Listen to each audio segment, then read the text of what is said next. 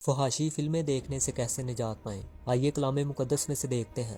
Number 1، پورے طور پر خدا پر ڈیپینڈ کریں۔ یرمیہ 17 باب اور اس کی 5 آیت۔ خداوند یوں فرماتا ہے کہ ملعون ہے وہ آدمی جو انسان پر توکل کرتا ہے، بشر کو اپنا بازو جانتا ہے، اور جس کا دل خداوند سے برگشتہ ہو جاتا ہے۔ ہم اپنے آپ سے اس پر نجات نہیں حاصل کر سکتے۔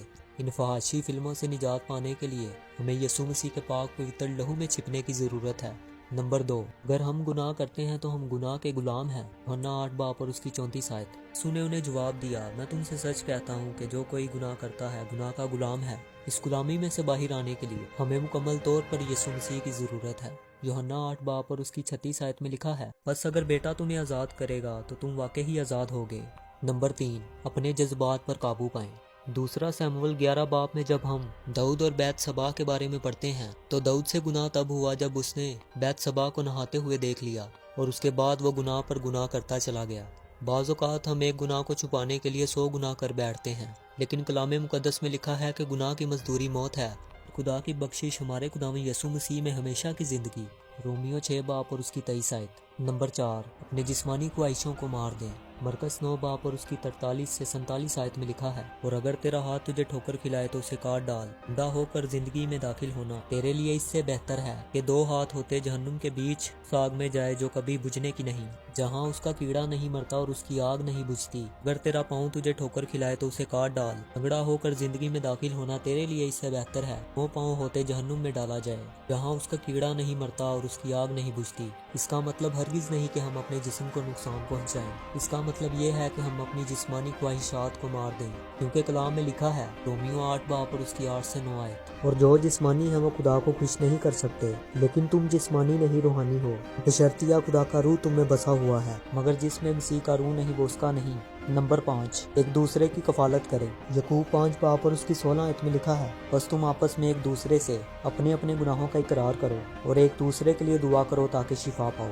راست باز کی دعا کے اثر سے بہت کچھ ہو سکتا ہے۔ اس گندے اور غلیظ گناہ سے بچنے کے لیے ہمیں دعا کرنے اور کروانے کی ضرورت ہے۔ اپنے ارد گرد کسی دعائیا شخص کو ڈھونڈیں اور اسے اس ماجرے کے بارے میں بتائیں کہ میں اس گناہ سے آزادی پانا چاہتا ہوں۔ وہ دعا کر کے آپ کی مدد کرے گا، اور لکھا ہے راست باز کی دعا کے اثر سے بہت کچھ ہو سکتا ہے۔ نمبر 6، خدا کے کلام کو یاد کریں۔ زبور 119 باب اور اس کی 11 آیت۔ میں نے تیرے کلام کو اپنے دل میں رکھ لیا ہے تاکہ تیرے خلاف گناہ نہ کروں۔ خدا کا کلام ہمیں مسلسل گناہ کرنے سے بچاتا ہے۔ Number 7، secret sin to secret place. اس گناہ کو کرنے کے لیے ہم کسی ایسی جگہ کا انتخاب کرتے ہیں جہاں پر ہمیں کوئی نہ دیکھ رہا ہو، مگر یاد رکھیں خدا ہمیں دیکھ رہا ہوتا ہے۔ متی 6 باب اور اس کی 6 آیت میں لکھا ہے، بلکہ جب تو دعا کرے تو کوٹری میں جا اور دروازہ بند کر کہ اپنے باپ سے جو پوشیدگی میں ہے دعا کر، اس صورت میں تیرا باپ جو پوشیدگی میں دیکھتا ہے تجھے بدلا دے گا۔ جب ہم گناہ کرنے کے لیے پوشیدہ جگہ کا انتخاب کرتے ہیں تو اس پوشیدہ جگہ کو دعا کرنے کی جگہ بنا دیں۔ اس پوشیدہ جگہ پر خدا آپ کے ساتھ ملاقات کرے گا اور آپ اپنی اس گناہ پر غالب آئیں گے۔ نمبر 8، اس گناہ سے بھاگیں۔ پہلا کرنتھیوں 6 باب اور اس کی 18 آیت میں لکھا ہے، حرام کاری سے بھاگو۔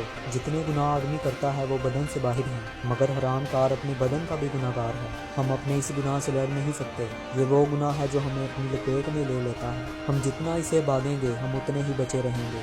اب سوال یہ پیدا ہوتا ہے کہ آج کل کے دور میں اس سے کیسے بچیں؟